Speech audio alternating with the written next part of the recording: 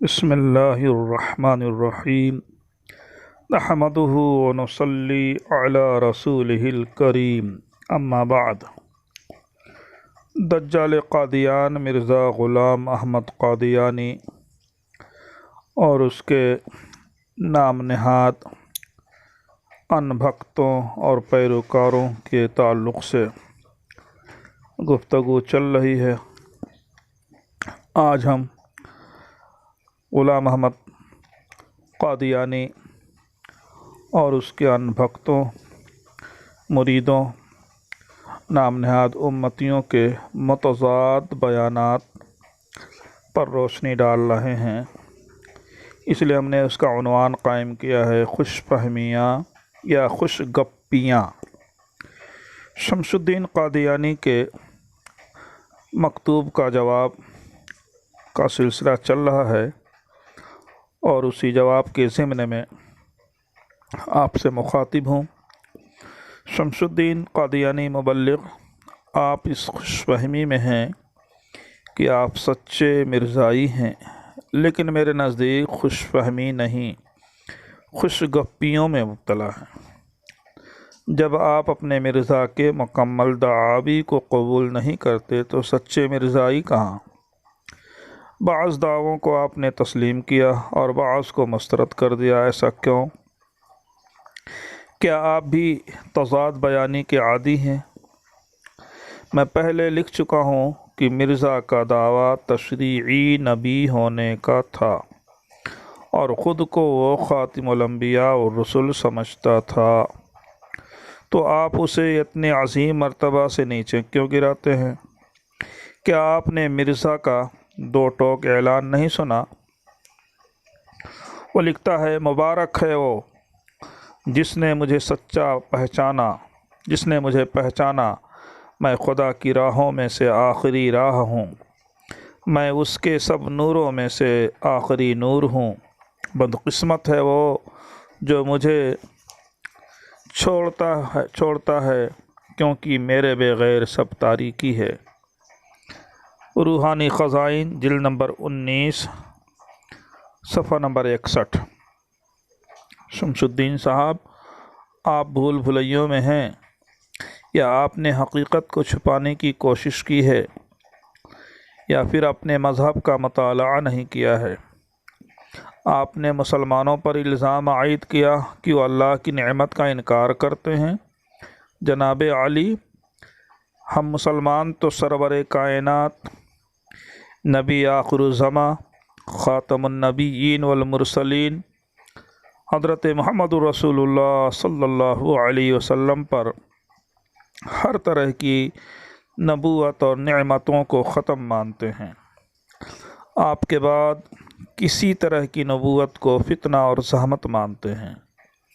ختم نبوت کی نعمت عظمیٰ کے بعد مزید کسی نعمت کی حاجت نہیں، نہ ضرورت۔ رہا مسئلہ انکار کا، تو اس سلسلے میں بھی سن لیجئے کہ جب نبوت عطا کرنے والے نے خود نبوت کے ختم ہونے کا اعلان کر دیا اور قیامت تک کے لیے نبوت محمدی کا سکہ جاری کر دیا، تو مزید کسی اور شخص کا اعلان نبوت کرنا من جانب اللہ نہیں بلکہ من جانب الشیطان ہونا متعین ہو گیا۔ یوں بھی تو آپ اور مرزا کی نظریات میں بہت فرق ہے۔ آپ کا خیال یہ ہے کہ نعمت نبوت لامحدود اور لازوال ہے، جبکہ مرزا کے نزدیک محدود ہے۔ صرف دعوی نبوت سے پہلے وہ تعویل کیا کرتا تھا، لیکن دعویٰ کے بعد، جھوٹی نبوت کی لذتوں سے آشنا ہونے کے بعد اسے خطرہ لاحق ہوا کہ نبوت کا دروازہ علی العموم کھولا گیا تو کوئی بھی دعویٰ کر سکتا ہے اور اس کی علو شان میں حرف آ سکتا ہے۔ شمس الدین قادیانی، اگر مرزا کے اندر بڑا بننے کا شوق نہ ہوتا تو کسی اور چیز کا دعویٰ کرتا۔ اتنی محنت اور مشقت کے بعد قصر نبوت پر ڈاکہ زنی کر کے نبوت کا دروازہ اپنے لیے کھولا، اسی لیے ٹھیکیدار بن بیٹھا، لیکن تنگ نظری کی وجہ سے دوسروں کو اس نعمت سے مستفید ہونے کا موقع نہیں دیا، بلکہ قیامت تک کے لیے اس نے نبی ہونے اور خود کو خاتم الانبیاء ہونے کا برملا اعلان کر دیا، یعنی اب کوئی دوسرا نبی نہ آئے گا۔ مرزا نے یہ بھی نہ سوچا کہ میرے امتی کس طرح تعویل کر پائیں گے۔ نقش باطل کے بنانے سے بھلا کیا ہوگا، نقش باطل کے بنانے سے بھلا کیا ہوگا، جو حقائق کو کرے مسخ و تصویر نہیں۔ مرزا نے اپنے محمد و احمد ہونے میں کتاب الہی جو ان پر 20 برس پہلے نازل ہوئی تھی کا حوالہ دیا۔ معلوم ہوتا ہے کہ مرزا نے براہین احمدیہ لوح محفوظ سے اسی وقت چرا لیا تھا جب وہ اللہ کی بیوی کی حیثیت سے تھا، یا خود خدا کے مقام پر فائز تھا۔ براہین احمدیہ کی اہمیت کا اندازہ اس سے بھی لگایا جا سکتا ہے کہ خود ایک خود ساختہ نبی اس سے استدلال کرتا ہے۔ مرزا کے ایک چہیتے خلیفہ مرزا بشیر احمد قادیانی نے لکھا ہے کہ مسیح موعود یعنی مرزا قادیانی کی بعثت کے بعد محمد رسول کے مفہوم میں ایک اور رسول یعنی مرزا قادیانی کی زیادتی ہو گئی، لہٰذا مسیح موعود کے آنے سے نعوذ باللہ لا الہ الا اللہ محمد الرسول اللہ کا کلمہ باطل نہیں ہوا بلکہ اور بھی شان سے چمکنے لگا۔ مزید لکھا کہ ہم کو نئے کلمہ کی ضرورت نہیں پیش آئی، کیونکہ مسیح موعود یعنی مرزا قادیانی نبی کریم سے کوئی الگ چیز نہیں، بس مسیح موعود خود محمد الرسول اللہ ہے جو اشاعت کے لیے دوبارہ دنیا میں تشریف لائے۔ اس لیے ہم کسی کو نئے کلمے کی ضرورت نہیں، ہاں محمد رسول اللہ کی جگہ کوئی اور آتا تو ضرورت پیش آتی۔ فتدبروا۔ حوالہ کلمہ الفصل 158۔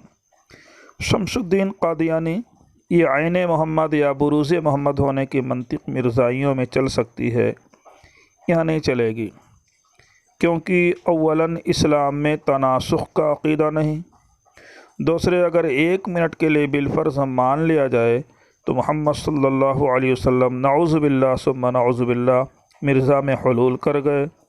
چونکہ آپ لوگ مرزا کو صاحب شریعت نہیں کہتے، صرف ذلی نبی مانتے ہیں، تو کیا محمد رسول اللہ پہلے صاحب شریعت تھے، بعد میں شریعت سے بھی محروم ہو گئے؟ یہ کیسی عینیت ہے؟ اگر کامل عینیت ہے تو کلمہ میں 2 رسولوں پر ایمان لانے کی نیت کیوں کرنی پڑتی ہے؟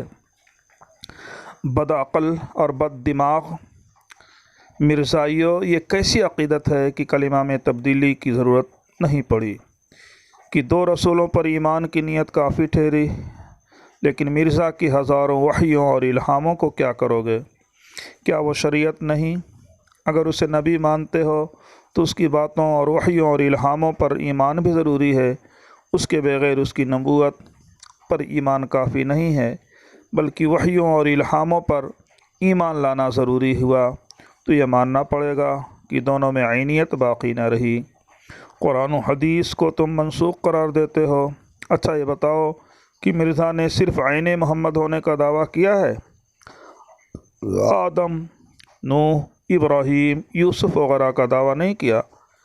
اگر کیا تو کلمہ میں تبدیلی کی ضرورت کیوں نہیں ہوئی؟